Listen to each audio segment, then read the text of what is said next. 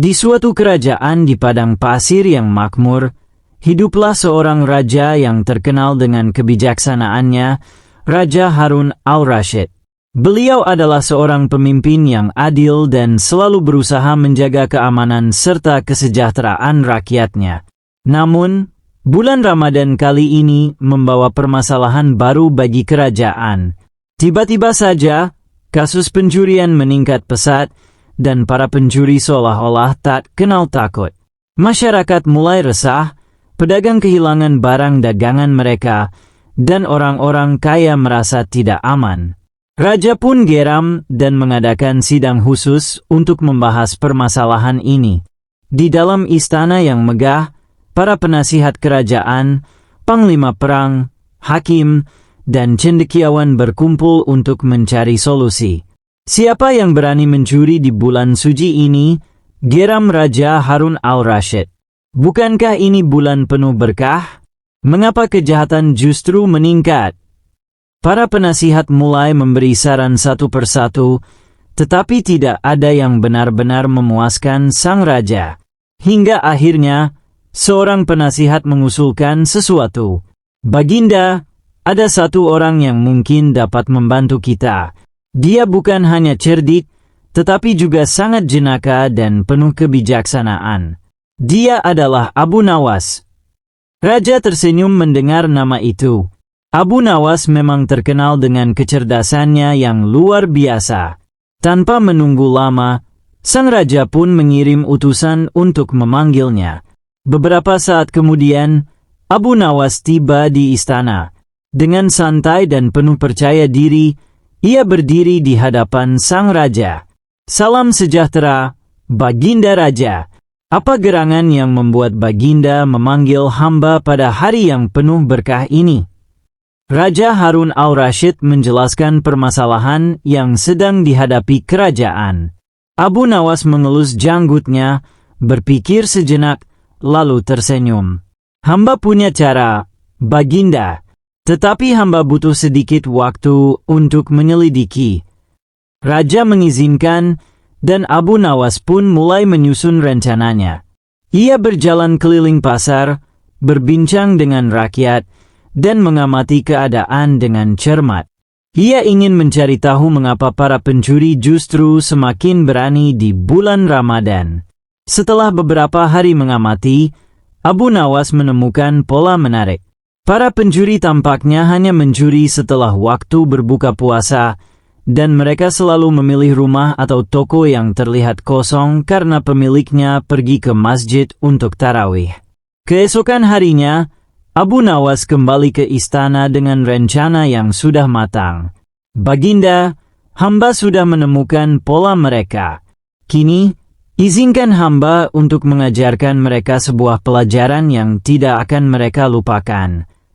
Raja memberi izin, dan Abu Nawas mulai menjalankan rencananya. Ia menyebarkan pengumuman di seluruh kota bahwa sang raja akan membagikan hadiah besar di istana tepat setelah sholat tarawih. Semua orang diundang untuk datang, termasuk para pencuri. Ketika malam tiba, istana dipenuhi oleh rakyat yang bersemangat ingin mendapatkan hadiah. Sementara itu, para pencuri yang berpikir bahwa ini adalah kesempatan emas untuk mencuri, justru terjebak. Mereka yang tadinya mengira akan bisa beraksi dengan leluasa, malah justru ikut terjaring dalam rencana Abu Nawas. Di tengah acara pembagian hadiah, Abu Nawas dengan lantang berseru, "Wahai rakyat Baginda, siapa yang mencuri di bulan suci ini, ia adalah manusia yang paling rugi. Allah telah membuka pintu rezeki, tetapi mereka malah memilih jalan sesat." Tiba-tiba, beberapa orang di antara kerumunan tampak gelisah.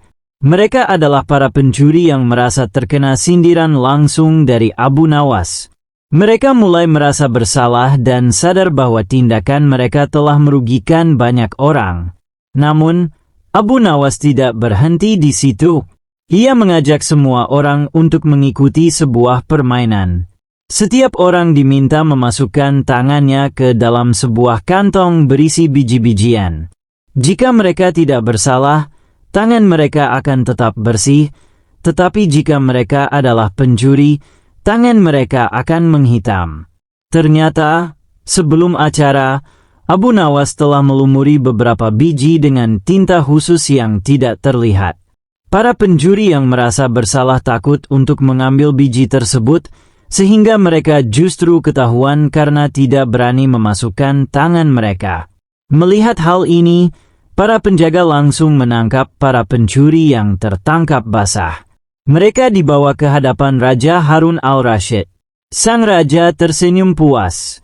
"Wahai Abu Nawas, sekali lagi kau telah membuktikan bahwa kecerdikan lebih ampuh daripada kekuatan." Abu Nawas tersenyum. "Baginda, hamba hanya ingin menunjukkan bahwa kejahatan selalu bisa diatasi dengan cara yang lebih bijak." Para pencuri pun akhirnya bertobat dan berjanji untuk tidak mencuri lagi. Mereka bahkan diminta untuk membantu memperbaiki rumah-rumah yang telah mereka rampok sebelumnya sebagai bentuk pertobatan mereka. Sejak saat itu, keamanan di kerajaan kembali pulih, dan Ramadan menjadi bulan penuh berkah tanpa gangguan dari para pencuri. Abu Nawas kembali ke rumahnya dengan puas, mengetahui bahwa ia telah sekali lagi membantu kerajaan dengan caranya yang unik dan penuh hikmah. Pada suatu bulan Ramadan di tanah Arab, suasana kota Baghdad begitu semarak. Pasar-pasar penuh dengan orang-orang yang membeli kurma, rempah-rempah, dan makanan lezat untuk berbuka. Wangi makanan yang menggoda bercampur dengan harum dupa yang dibakar di sudut-sudut masjid. Semua orang berpuasa dengan penuh keimanan, termasuk seorang pria yang terkenal akan kecerdikan dan kejenakaannya, Abu Nawas. Namun, seperti biasa, ada seseorang yang selalu ingin menguji kecerdikan Abu Nawas. Siapa lagi kalau bukan Raja Harun al-Rashid? Sang raja sangat menyukai cara berpikir Abu Nawas yang selalu dapat keluar dari jebakan dengan cara yang tak terduga. Maka, pada bulan suci ini, sang raja memiliki ide licik untuk menjebak Abu Nawas. Jebakan pertama, godaan di siang bolong. Raja Harun al-Rashid memerintahkan beberapa koki istana untuk menyiapkan hidangan yang sangat lezat. Aroma daging panggang dan sup yang menggiurkan sengaja dibiarkan tercium hingga ke jalan-jalan istana. Tidak hanya itu, raja juga mengutus para pelayan membawa makanan melewati rumah Abu Nawas berkali-kali agar ia tergoda. Abu Nawas yang sedang duduk di rumahnya mencium aroma itu. Perutnya berbunyi, tapi ia tetap berusaha menahan diri. Tak lama kemudian, seorang pengawal kerajaan mengetuk pintunya. "Abu Nawas, Baginda Raja mengundangmu ke istana untuk makan siang bersama," kata sang pengawal. Abu Nawas tersenyum licik. "Baiklah, aku akan datang." Di istana, makanan sudah terhidang. Raja Harun al-Rashid duduk di singgasananya sambil tersenyum. "Abu Nawas, aku tahu kau pasti lapar. Makanlah. Aku tidak akan marah kalau kau berbuka lebih awal." Abu Nawas menatap hidangan itu, lalu tersenyum. "Wahai Baginda, makanan ini sungguh menggoda.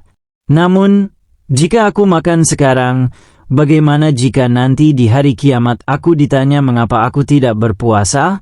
Aku pasti akan mengatakan bahwa itu perintah raja. Lalu, bagaimana dengan Baginda yang menyuruhku berbuka? Bukankah itu tanggung jawab yang berat?" Raja tertawa terbahak-bahak. "Kau benar, Abu Nawas. Aku mencoba menjerumuskanmu, tapi kau malah membalikkan jebakanku." Jebakan kedua, emas di dalam air. Tak puas dengan kegagalannya, Raja Harun al-Rashid kembali menyusun rencana untuk menjebak Abu Nawas. Kali ini, ia meminta para penasihatnya untuk menyiapkan sebuah wadah besar berisi air yang sangat jernih. Di dasar wadah itu, ia menaruh beberapa kepingan emas. "Abu Nawas, aku punya tantangan untukmu," kata raja saat Abu Nawas dipanggil ke istana. "Aku akan memberikan kepingan emas ini kepadamu, tetapi hanya jika kau bisa mengambilnya tanpa menyentuh air. Abu Nawas menggaruk-garuk kepalanya, berpura-pura bingung. Lalu, ia tersenyum dan berkata, "Baiklah, Baginda, aku akan mencoba." Ia lalu memanggil seorang pelayan dan meminta sebuah kantong kecil dari kain tipis. Ia memasukkan garam ke dalam kantong itu, lalu mencelupkannya ke dalam air tanpa menyentuhnya langsung. Dalam waktu singkat, garam larut dan air perlahan-lahan menyusut. Emas yang tadinya berada di dasar wadah akhirnya terlihat jelas. Dengan santai, Abu Nawas mengambil emas itu dan menyerahkannya kepada raja. "Seperti yang Baginda minta, aku mengambil emas tanpa menyentuh air." Raja terperangah, lalu kembali tertawa. "Kau memang luar biasa, Abu Nawas." Jebakan ketiga, kue yang hilang. Tidak menyerah, sang raja kembali mencoba menjebak Abu Nawas. Kali ini, ia meminta koki istana membuat sebuah kue besar yang lezat. Setelah kue itu matang, ia meminta para pengawal menyimpan kue tersebut di ruangan tertutup. Kemudian, raja memanggil Abu Nawas dan berkata, "Abu Nawas, aku ingin melihat apakah kau mampu menjaga amanah. Aku titipkan kue ini kepadamu, tetapi ingat, kau tidak boleh memakannya sampai waktu berbuka." Abu Nawas menerima amanah itu dengan penuh hormat. Namun, begitu ia pergi, raja diam-diam menyuruh seseorang untuk mengambil kue tersebut tanpa sepengetahuan Abu Nawas. Saat waktu berbuka tiba, Abu Nawas kembali ke istana dan menyerahkan piring kosong kepada raja. "Mana kuenya?" tanya raja pura-pura terkejut. Abu Nawas tersenyum. "Baginda, aku menjaga amanah ini dengan baik, tapi sepertinya kue ini telah pergi dengan sendirinya karena terlalu lapar."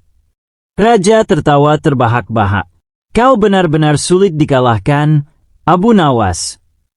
Dan begitulah, setiap kali raja mencoba menjebak Abu Nawas, justru ia sendiri yang akhirnya tertawa dan mengakui kecerdikan sahabatnya itu. Abu Nawas tetap teguh dalam keimanannya, sekaligus menghibur semua orang dengan kecerdasannya yang luar biasa. Bulan Ramadan pun berlalu dengan penuh canda tawa dan hikmah yang dalam.